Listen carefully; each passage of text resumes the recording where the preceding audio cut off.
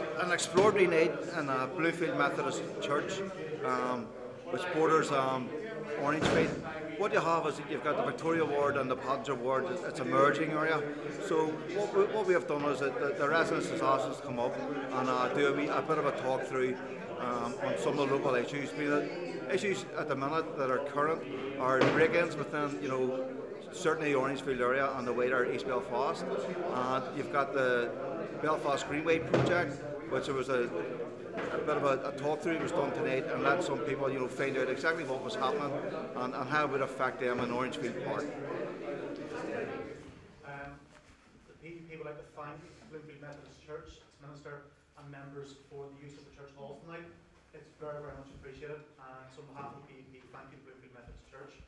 I want to thank all those who have come along tonight, what is a cold and wintry night out there for March, and our special guests this evening as well.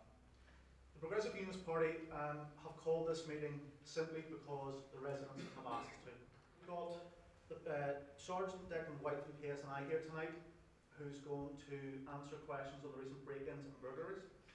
We've got Sean Brannigan, from Conswater Community Greenway, who will give us an update on work progress or future progress students started out quite shortly. Councillor John Kyle, Rob McCartney, Johnny Harvey, and my name is Conor Bennett. Folks, first of all, thank you very much for the invite here tonight. I'm double jobbing this evening. I'm covering the flag protest out the front and this meeting here as well. So I only have 10 minutes, but I only found out about this today. But what I'd like to say from the outset is that if you want to repeat this on a monthly basis or a 2-monthly basis where you want to meet your local neighbourhood team, that's something that certainly ourselves in Pottinger will be up for. But I'll leave you at the end of the meeting with the representatives here if that's something that you want to do. Castlereagh Road there, it's the crossing there at the top of Clare Street.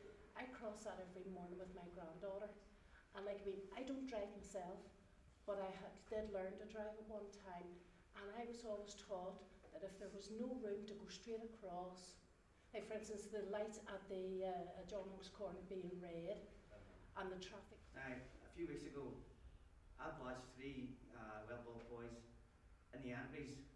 That's one what they're doing, and we're putting the bins out and we're searching to do it. Now I shout at him what he's doing.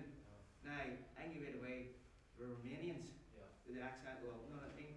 Now the thing is, I've seen them a few times going around different entries, and I'm just wondering, is that today the people could be breaking in or sussing places out? A time at that house, a certain house facing me had multiple occupancy. That's a mosque. It's a mosque. No, it's just, I know the mosque, but I'm talking about on down where Romanians or Indians, I can't say who they were, but A bit of order, so Four we'll let people. this guy speak and then Declan come back. 4 people, an old mother, daughter, and 2 other people. They left the house in a car. 2 other guys came back. We're just hearing, over the last 2 weeks, there must have been about 6 or 7 of them. Is it the same wee team doing this, or what? Well, This was 4 o'clock in the afternoon. Broad daylight. Kids walking about outside. In relation to the burglaries, Not enough police to do these things. Patrol and do these things. I have another occasion here of a community policeman who's been in my house 3 times in the past lot of years. Reference to the house break-ins. yes. Do you believe, as in the police believe that they are locals doing it, or are they coming from another area into here? Yes. And I think meetings like this, whether it's held by the Progressive Unionist Party or you as a community, hold the account to the police. And remember, when Declan first started tonight, he gave you an offer to say he will come back if you want him to come back, he and his team. Please, from the PUP's perspective, take that offer up, hold the police to account. They're more than willing and able to do that, and would prefer to do that. And it's meetings like this that give you the opportunity to channel your concerns and your issues to the PSNI, but also a chance for the PSNI to come back. And I appreciate there is issues with confidence in the PSNI, and that can only be rebuilt again with teamwork of community and the PSNI together. We're interested in knowing about PACT and in going to the meetings. If you give us your name and your contact details, we'll pass it on to the PACT chair and make sure that you're informed of when the next. First of all, thanks very much, Carl and John, for inviting me along. I can talk for hours about the Greenway, but we shall not do tonight. I work in an organisation called East Belfast Partnership. We're a regeneration company based on the road. Right, thank you very much. Moving on,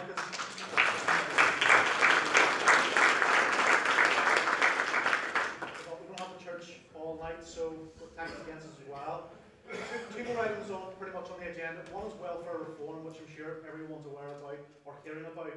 I want to know a bit more about it if we can deliver on that. And the second thing is then that the panel's been pretty silent up here thus far, with the exception of Sean and Declan. Then comes the opportunity to put questions towards us as a party and give us the hard questions to see if we can answer those tonight. So firstly, I'm going to ask for any questions on welfare reform and how it affects you. I'm going to ask John to start us off on this on welfare reform. John, if you don't mind, please. Well, I mean, I'll be very brief. It is a very complex issue.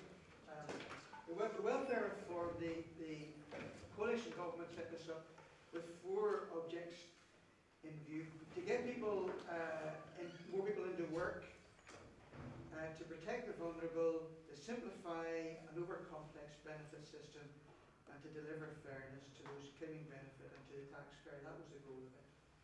But I suppose the bottom line is that everyone who is receiving benefits, they're going to be reassessed. Well, exactly, that's the difficulty.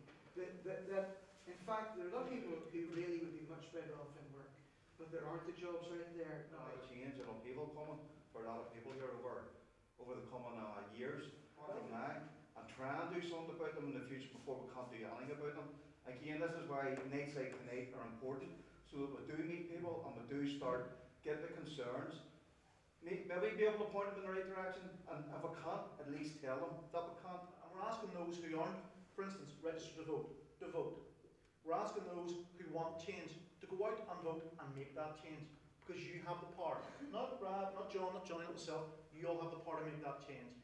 And the PUP is all about delivering working politics. And working politics is being out on the ground with those people who you want to put you in the seats of power. And that's why I said at the very outset, we're not coming here because the elections are next month. We're here because we do genuinely care. We want to make a difference. We want to make change. And we don't want to do it on our own. We want to do it with you in partnership, because the PUP is a party of the people, for the people. Simple. And we're here tonight because you want us here tonight. Thank you very much everyone who came tonight. I want to say thank you to the guests, Sean, who's still here, and Declan, who was here. Once again, a big thank you to Bloomfield Methodist Church for the use of the hall tonight. It's very much appreciated. For those who may have an interest in getting involved in politics and may think about joining the PUP, come and see me afterwards, take some details, and we'll welcome anybody on board.